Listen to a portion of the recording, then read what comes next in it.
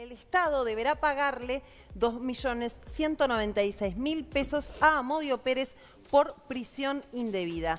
Si nos basamos en la cotización actual, esta cifra sería de unos 62.565 dólares más actualizaciones e intereses legales desde el dictado del fallo, más 25.000 dólares por daños emergentes.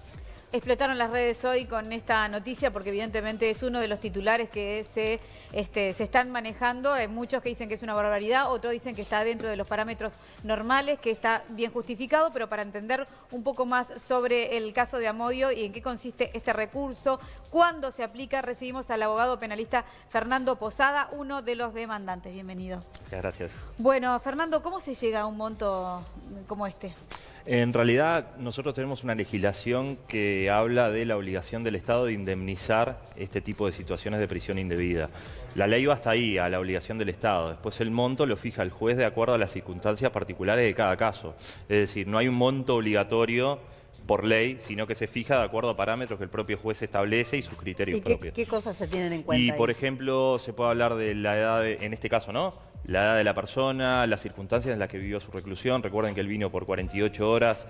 A presentar un libro a Uruguay y entonces fue detenido y a partir de eso estuvo en cárcel central unos días, pero después pasó todo en prisión domiciliaria en la casa de su hermana, que en realidad no es su casa, ¿no? Exacto. Él no solo, nosotros en la demanda relatamos que él vivió 3 tipos de reclusiones distintas. La primera en cárcel central, esos 20 y pico de días que estuvo. La segunda en prisión domiciliaria y la tercera en Uruguay, porque él después de que recuperó su libertad, su proceso no había terminado, quedaba una instancia ante la Suprema Corte, entonces tampoco podía abandonar el país y volver a su residencia, que en ese momento y en el actual es en España. Claro, entonces quedó acá como trancado en Uruguay de alguna manera, no y eso fue parte de lo que tomó en cuenta el juez a la hora de decidir que también la prisión domiciliaria iba a tener un monto de resarcimiento, porque en realidad en general las prisiones domiciliarias no tienen un monto de resarcimiento. No, eso es una de las características que resaltan este fallo, que justamente acogió la pretensión que nosotros teníamos de que se indemnice la prisión domiciliaria. Es poco habitual, de hecho yo no conozco ninguna otra sentencia donde eso se haya logrado, y bueno, también creo yo que es por todas las circunstancias del caso, que es lo que recién estábamos hablando, ¿no? Que él estaba... ¿Y esto puede sentar un precedente? Y yo creo que sí. O sea, ¿puede sentar un precedente para otros juicios de prisión domiciliaria indebida que se resarza? En nuestro país la jurisprudencia no es obligatoria, es decir, cada juez puede dictar su resolución de acuerdo a lo que le marca la ley y a sus propios parámetros, pero en los hechos hay jurisprudencia, hay tendencias jurisprudenciales que se siguen. Claro. Entonces, evidentemente, esto marca un mojón. No sé si es la única, pero sé que no hay, últimamente no han habido, y que quizás sí marque una tendencia. De cualquier modo, no es lo mismo que esté en cárcel central, en prisión domiciliaria, o que no pueda salir del país, ¿no? Sí. Son instancias distintas. De hecho... digo, para la persona. Ni que hablar. De hecho, distintas. Eso también se refleja en la sentencia esta. El monto de indemnización por el día cárcel central es mayor, el monto de indemnización por el día prisión domiciliaria es un poco menor, y por la reclusión que vivió estando en Uruguay, ya con libertad ambulatoria, pero sin poder salir del país. ¿Esa reclusión? No, por eso te digo, eso no entendió que era una reclusión indemnizable. Por más que nosotros entendíamos que se desprendía un perjuicio, quizá no de valor diario. Claro, pero sí en un contexto de todo lo que él tuvo que pasar. Recordemos que él, estando ya en libertad ambulatoria pero sin poder salir del país, incluso falleció su hijo, él no pudo estar en sus instancias finales ni tampoco acompañarlo. ¿Eso pesa? Sí, es un error. ¿Eso pesa a y la bueno, hora de entendemos la que a la hora de hacer una valoración general y de tratar de llevar ese dolor a un número, lo debe haber tenido en cuenta el juez. Nosotros sí lo ponderamos a la hora de la demanda, sobre todo porque fue una tragedia eso, ¿no? Y eso sí que fue directamente por la acción del Estado. Si el Estado no lo hubiese procesado, no lo hubiese recluido en prisión y después en Uruguay, como decíamos recién, él podría haber estado en... ¿En su momento él pidió para salir en esa instancia? El tema fue así, él había pedido, de hecho ahí... él pidió una vez y se atrasó porque el Estado la autorización le demoró en librar la salida del país. Entonces hasta incluso perdió unos pasajes, pero finalmente se fue. Cuando volvió al poco tiempo, falleció el hijo y ya ahí no tenía no solo los recursos para volverse a ir, sino que teníamos el antecedente que habíamos estado más de un mes peleando para que pudiera salir del país. En ningún caso iba a poder estar ya... No llegaban los tiempos. No había manera. Lo evaluamos, lo quisimos pedir, pero no hubo manera. Estábamos leyendo, de acuerdo a un artículo del País, que en la reparación por prisión indebida estaba cayendo un 75% en los últimos 2 años. Ponele que de $100 por día pasaba a unos $25. Sí, nosotros hicimos un estudio hace unos años que básicamente fue estudiar las sentencias dictadas por este tipo de concepto de prisión indebida en los últimos 10 años. ¿Tá? Sí. Y lo que se arrojaba ahí es que en primera instancia el promedio andaba entre los $50 y $60 de indemnización por día de prisión indebida. En segunda instancia, es decir, cuando va a un tribunal de apelaciones, la segunda sentencia, digamos, recortaba un poco y ya ahí la indemnización andaba en el entorno de los $50.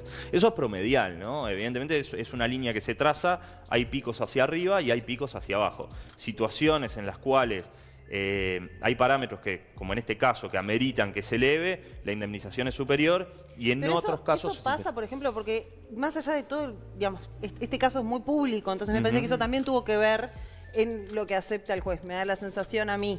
Pero en otros casos, por ejemplo, pasar en el Comcar, en prisión indebida, injusta, eso no te lo devuelve nadie. Y la única manera es esta reparación económica. Porque no tenés otra manera de ir contra el Estado. No la hay. Es una reparación económica. Y eso no te lo repara nadie. Y que te dan $50 por cada día, no entiendo. Yo comparto tu De hecho, hay un caso en 2013, ¿no? Que lo tenemos por acá en los insumos. El joven Jonathan F. fue acusado injustamente de haber cometido 2 rapiñas. Estuvo 5 años preso en el Comcar. 5 años. No, digo... te arruinaron la vida. O sea. A ver, los que alguna vez hemos pisado la cárcel sabemos que no hay dinero en el mundo que te logre indemnizar estar 1 hora ahí adentro. ¿Y no? Sí, claro. No lo hay. No lo hay. Y más si sos inocente, porque claramente no perteneces a ese lugar. Te digo más, si será injusto el sistema, que en determinadas... El Código Penal habla de penas de prisión, penas de inhabilitación y existe la pena de multa. Delitos más leves se castigan con pena de multa. Si a mí me imponen una pena de 500 UR de multa, se fijan en unidades reajustables, y yo no la cumplo, tengo que sustituir la pena esa de multa por un día de prisión cada 10 UR. Es decir, cada día de prisión yo descuento 10 UR de esa pena de multa. Son $300, por ejemplo. Entonces el Estado, o sea, que hay 10.000 y pico de pesos son. Claro, el Estado le pone un valor de $300. Si yo incumplo con la pena... pago más o menos $300 por día a nivel prisión, el equivalente, ¿no? Sin embargo, cuando yo estoy del otro lado y sufrí la prisión indebida, en promedio me pagan 50. Ni que hablar que, volvemos al otro, es totalmente difícil de indemnizar eso. No, pero es la única manera que tenés. Pero es la única que hay. Lo mismo cuando, no sé, por una mala praxis fallece un ser querido. Claro, le pasa a la no hay familia. juicio civil en la vida que te traiga a ese ser querido. Pero de todas formas el sistema te habilita a hacer una reparación patrimonial. La reparación moral creo que no existe en ese caso. En este caso, bueno, creo que es lo mismo. Claro, pero es muy fuerte. O sea, me resulta insólito que el precio que le pongan a eso sea eso, aproximadamente. Sí, o sea, y mirá que nosotros estudiamos prácticamente todas las sentencias que había. ¿No hay forma de que eso cambie? Y bueno, la tendencia jurisprudencial va por ahí. Quizás fallos como este logren empezar a elevar la media, ¿no? Seguiremos teniendo fallos más arriba y más abajo, pero subir un poco la media. Fernando, ¿y cada cuánto hay casos como estos? ¿Cuántos casos hay? ¿Son muchos? ¿Es muy esporádico? Es difícil saber la cantidad de casos que hay. Nosotros sí podemos tener un acceso a las sentencias, ¿no? O sea, cuando el caso llega al final, si hay algún caso que se pierde, eso queda por el camino y tendrá que averiguarse directamente en el juzgado. ¿En cuanto a las sentencias? Debe haberlos muchísimos. A ver, esto también se debe a cómo estaba diseñado el Código Penal, el viejo. Código del Proceso Penal, el viejo, que en realidad tenía prisión preventiva. Bueno, ahí estaba el tema. Podemos estar toda la tarde hablando de eso, pero para hacerlo bien breve, a vos en 48 horas te detenían y en 48 horas el juez tenía que decidir si te procesaba o no te procesaba y de acuerdo a la naturaleza del delito si te procesaba con o sin prisión. Claro. En 48 horas decidían tu suerte. El procesamiento lo que hablaba era de un inicio de un proceso que llevaría 10 meses, 1 año, 2.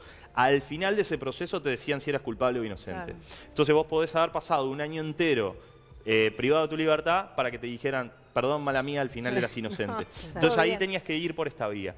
El nuevo código del proceso penal cambió todo el paradigma del juicio penal, pero entre otras cosas cambió eso. Se supone que ahora, con este nuevo código, la prisión preventiva, esa que se dispone de entrada, sería la excepción y no la regla. Claro, de todas formas, como todo en Uruguay, eso que sería la excepción empezó a tener nuevas excepciones. Entonces cada vez más tenemos prisión preventiva por la naturaleza del delito. Sí, hoy se habla... Igual hubo problemas por el tema de no tener tan fácilmente la prisión preventiva, porque hubo también delincuentes que lo dejaban en libertad esperando a ver qué pasaba. Es un tema cultural, ¿no? Si nosotros nos ceñimos a la naturaleza propia del proceso, la persona va a ser culpable recién al final.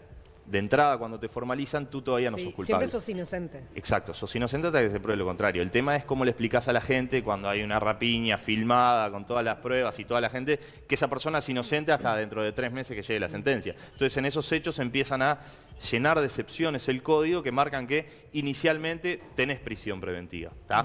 Pero podemos volver a lo mismo. Esa prisión preventiva, después de todo el proceso, no se logra probar la culpabilidad. Seguramente no sea en el caso de la rapiña filmada, sino en casos más discutibles. Y esa persona va a tener que hacer un juicio por prisión indebida. Básicamente, pues estuvo preso siendo inocente y con una inocencia confirmada. Y a la hora de pagar, ¿cuánto tiempo tiene el Estado para pagar? ¿Es rápido o te hacen esperar también? No, ni que hablar que no es rápido. ¿Tampoco? No. De hecho, a ver, ahora hay que esperar a ver si no apela el propio Estado. Lo próximo que puede pasar es que el Estado apele. Nosotros también tenemos la posibilidad de apelar, todavía no lo hemos decidido. Porque en realidad ustedes lo que cobran por sus servicios, digamos, Ojeda y tú, son $24.000 dólares. No es por los servicios. No, a ver, nosotros en la reclamación tenía varios rubros.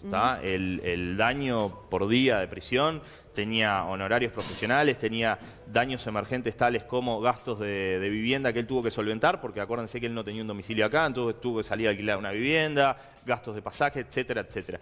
De ese listado de rubros, el juez cotejó algunos y dejó otros por fuera. Obviamente el fallo a nuestro criterio es muy bueno porque cotejó y nos dio la razón en lo más discutible, que era la indemnización valor día y con un buen monto, como decíamos, muy por encima de los parámetros. Pero otros montos quedaron por el camino. Quizás no es lo más grande, pero otros montos. Entonces vamos a estudiar a ver si lo vamos a apelar.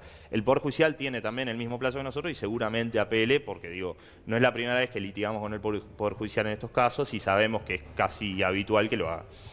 Fernando Posada, abogado penalista, muchas gracias por estos minutos aquí en Vespertines. Por favor, gracias a usted.